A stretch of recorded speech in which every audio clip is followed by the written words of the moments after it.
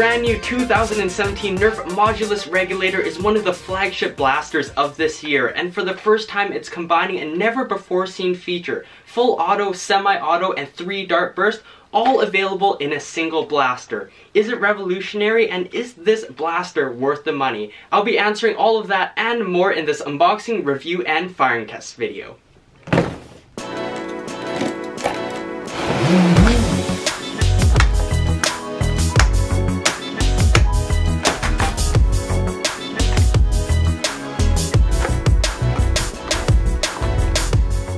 We got ourselves some instructions, 2 12-dart clips, magazines, 24 Modulus Elite darts, the storage stock, the short barrel scope, the long barrel scope, the swivel handle, and the regulator.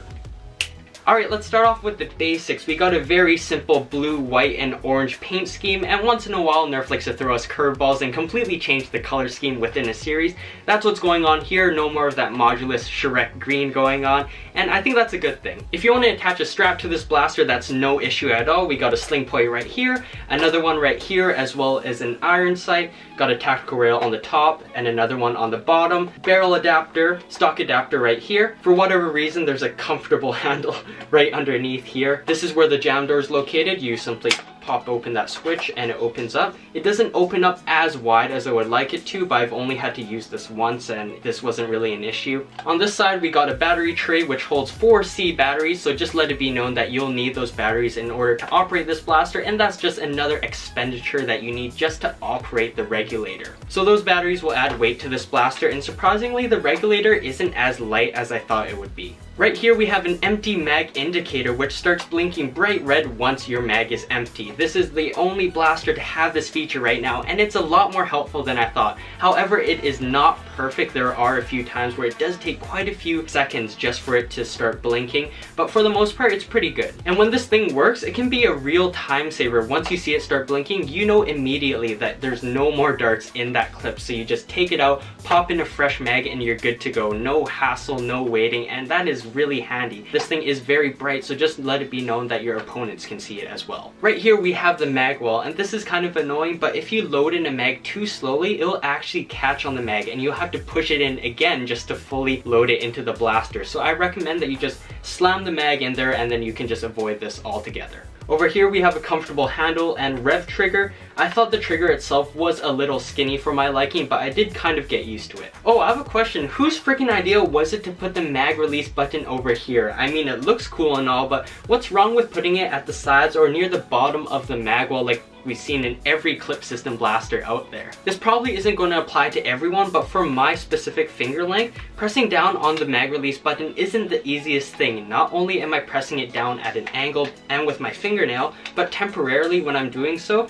I'm holding practically the whole weight of the blaster down on my 2 fingers right here, and after a while that can get annoying. But I did get good enough at swapping mags that this isn't really an issue anymore, but if the Nerf team just kept the mag release button here or here, we wouldn't be having this conversation at all. Okay, enough bashing the Nerf engineers. I think they did a pretty decent job with the placement of the firing mode switch, which is located on both sides of the blasters for the righties and so few of us lefties out there. Thank you guys so much. This right here is where the magic happens. They call it switch fire technology, and with the flip of the switch you can choose between full auto, semi-auto, and 3 dart burst mode. That is pretty sweet, and if your index finger is long enough, you can actually reach out and switch between firing modes without even looking at it. Now let's talk about accessories. We got the short barrel scope, the long barrel scope, the swivel handle, and the storage stock. The short barrel scope has a tactical rail on the top, a barrel adapter right here, and a tac rail adapter on the bottom. With this you can attach it to a top tactical rail to use it as a scope, or you can just use this as a regular barrel, but just let it be known that barrels don't improve your accuracy or your power in any way whatsoever. It's just to look cool. Another cool way I found to use this is attaching it to a bottom tactical rail to kind of use it like a front grip. The long barrel scope, pretty much the same as the short barrel scope minus the top tactical rail, and this one just looks cooler. I think you can use it for some sniper missions or whatever. Unfortunately for both of these accessories, you probably won't be able to attach a Nerf blaster to the tac rail adapter right here, just due to the limited amount of clearance between this tactical rail and the space right here.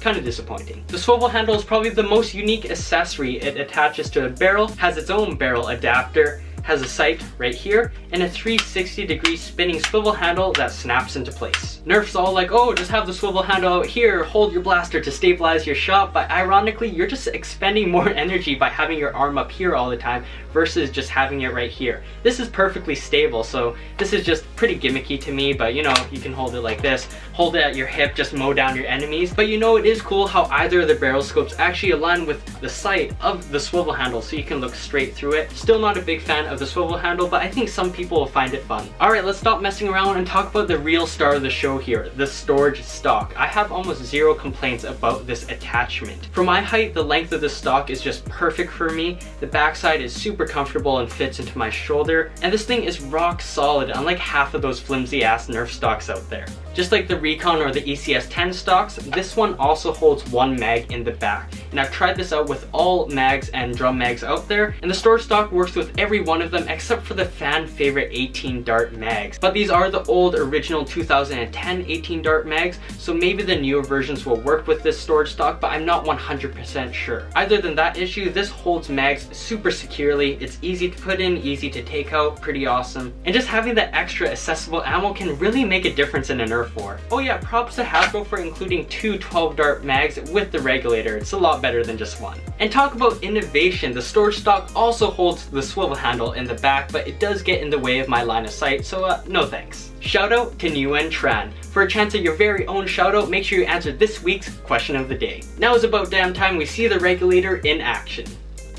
First up, the accuracy test. I'm standing approximately 22 feet away from the target and aiming straight in the general area around the top smallest hole.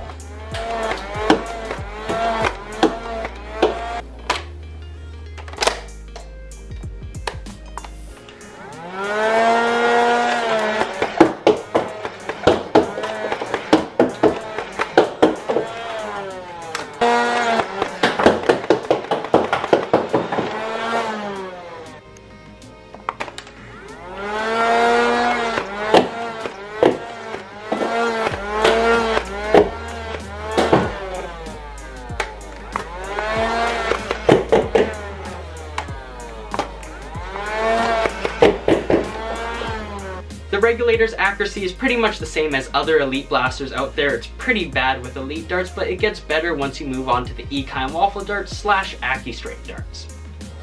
Next up, I'm firing from approximately 23 feet away and aiming for the camera.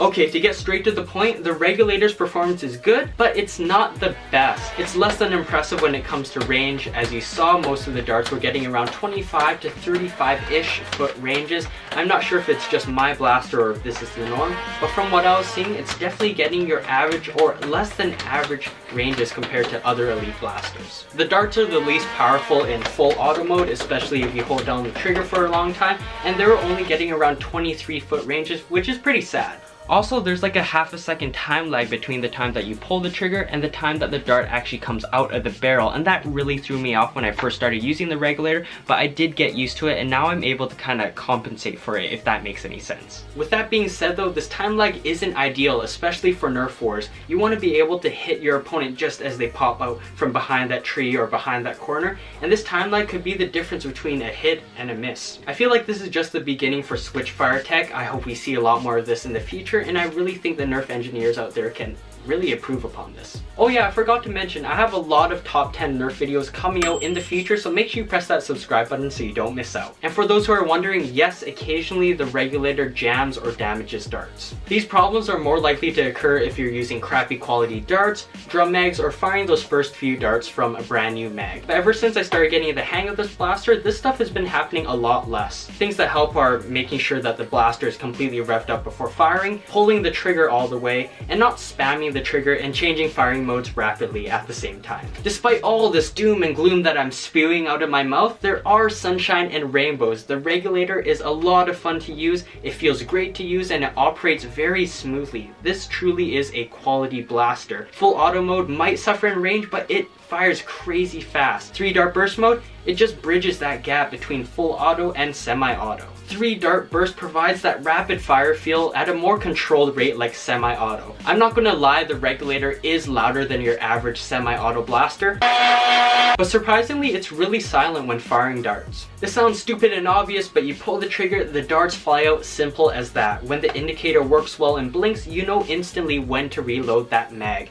And with so many firing options literally at the tip of your fingers, you can choose the one that suits your style of play. With all these elements combined, you can focus your sole attention on trying to hit your opponent, making the Regulator a very viable option for Nerf wars. This blaster encompasses everything we love about the Modulus line. Customization. For the first time in the series, we got customization in the form of firing modes, but also in the form of these 4 attachments.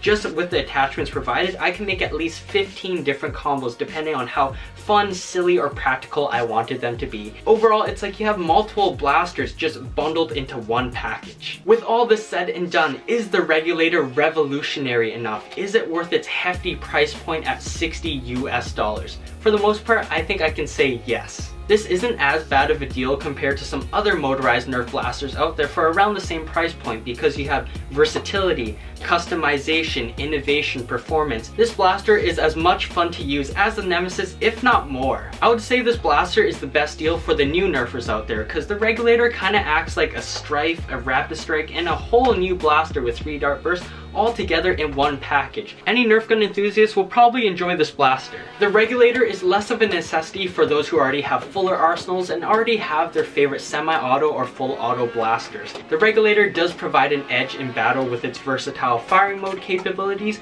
but that comes at the cost of that time lag that I mentioned before, and if this applies to all Regulators out there, slightly weaker ranges. In my opinion, I think switchfire tech is more of a convenience than a huge advantage in a Nerf war, but I think whoever you are, if you can get this blaster on sale, I would say go for it. This blaster is 100% fun, and that is the reason why I Nerf. Thanks for watching, everyone. If you want to see more of my Nerf videos, I have my full Nerf playlist down below in the description. Check out these other fun Nerf videos right here. And if you want to keep up to date with weekly Nerf videos, make sure you press that subscribe button. Once again, thank you so much, and I'll see you all in the next one.